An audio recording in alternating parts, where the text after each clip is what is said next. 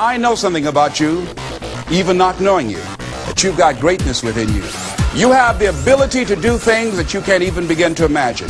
You have talents and skills in you that you haven't even begun to reach for yet. The ideal situation for a man or woman to die is to have family members praying with them as they cross over.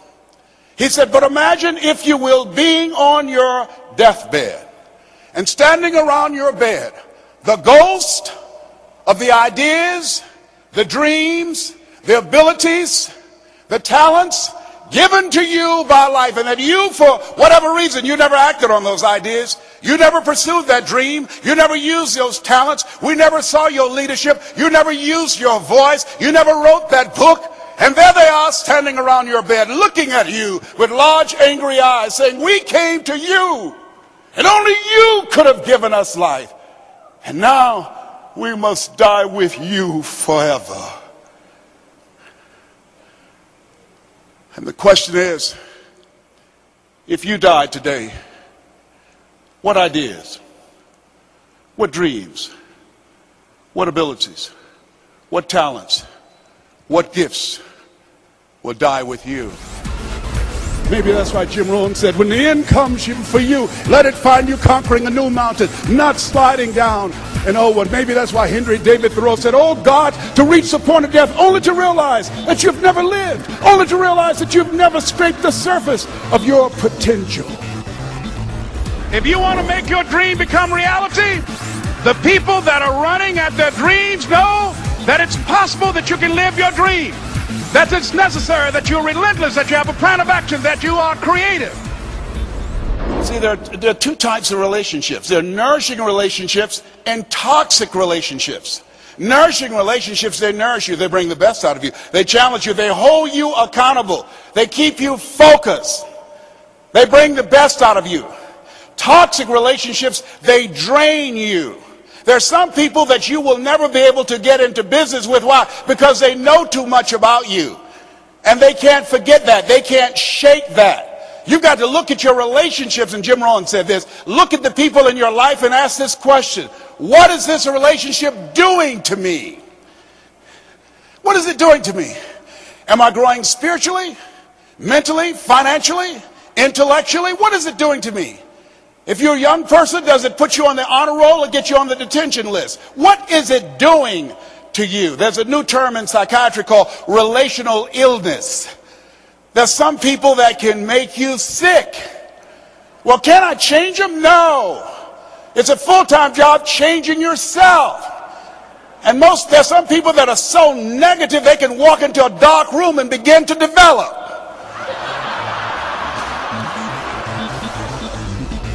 The people that are running after their dream know they're going to have hard times. They keep on running because they're saying within themselves, I'm the one, I'm the one. No matter how bad it is or how bad it gets, I'm going to make it. The people that are running after their dreams are the people that are hungry. Most people never achieve their goals because they don't know that they don't know and they think they know. Most people are just like Zig, who's I consider the #1 motivational speaker on the planet. He said that most people like the lumberjack whose wood production dropped by 40% because he wouldn't take the time to sharpen his axe.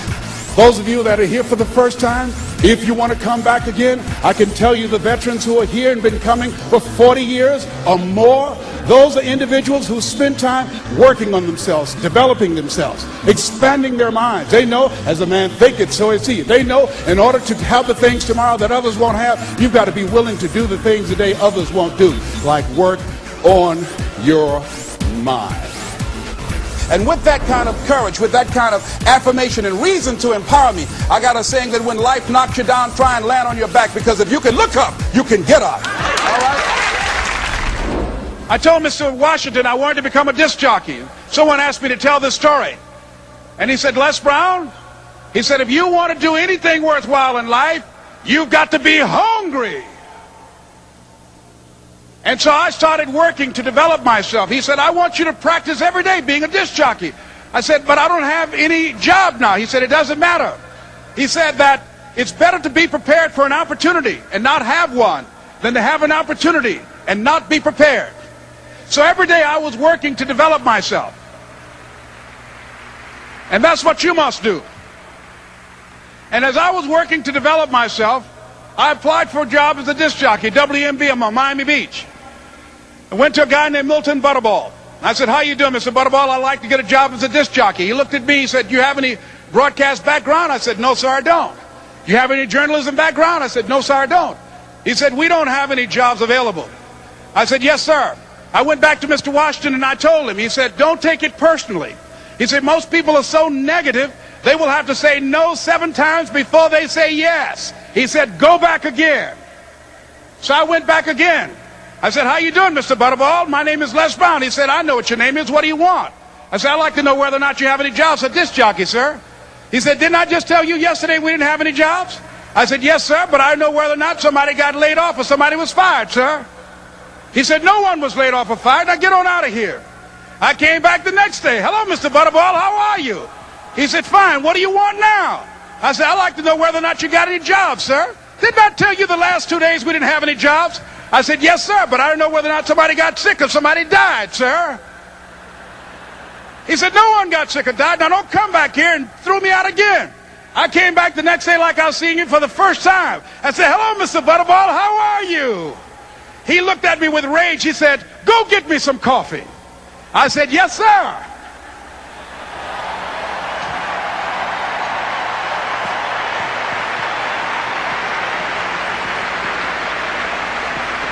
And I went to get him some coffee. After a while, I would give their lunch and dinner, and I would go in the control rooms and take the disc jockeys their food, and I would not leave until they would ask me to leave. Then they started trusting me to pick up entertainers that came to town. Entertainers like the Four Tops and the Temptations and Diana Ross and the Supremes. I would drive them all over Miami Beach in the disc jockeys' big long Cadillacs. I didn't have any driver's license, but I was driving like I had some.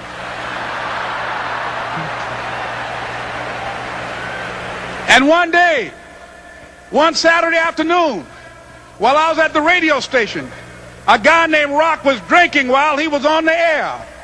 I was the only one there, looking at him through the control room windows, walking back and forth, young, ready, and hungry. I was saying, drink, Rock, drink. Drink, Rock. I'd have gone to get him some more if he'd asked me to. Pretty soon the phone rang, and it was the general manager. And I answered the phone. I said, hello? He said, Les, this is Mr. Klein. I said, I know. He said, Rock can't finish his program. I said, I know. He said, would you call one of the other DJs in? I said, yes, sir. I hung the phone up. I said, now he must think I'm crazy. I called my mom and my girlfriend, Cassandra. I said, y'all turn up the radio and come out on the front porch. I'm about to come on the air.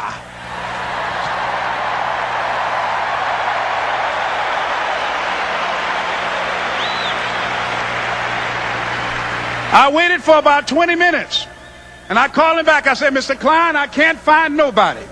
He said, young boy, do you know how to work the controls? I said, yes, sir. He said, go in there and don't say nothing here. I said, yes, sir.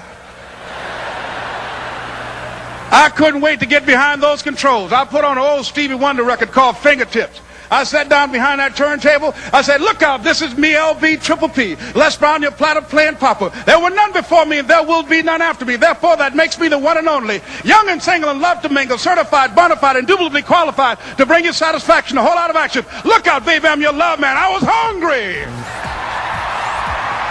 I was hungry. You got to be hungry.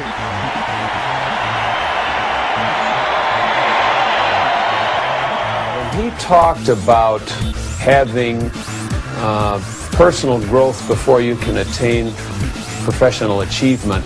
And when he said better selling begins with a better you, that put the focus on the kinds of things that I can do myself and taking charge of my life. And when I do that, everything else falls in place. Les has the ability to inspire people to pursue their passion, to live their dreams. And whether they're in sales or personnel or whether they're just a machine operator, it's very, very important that you have some passion for what you're doing. And Les inspires people to have that passion.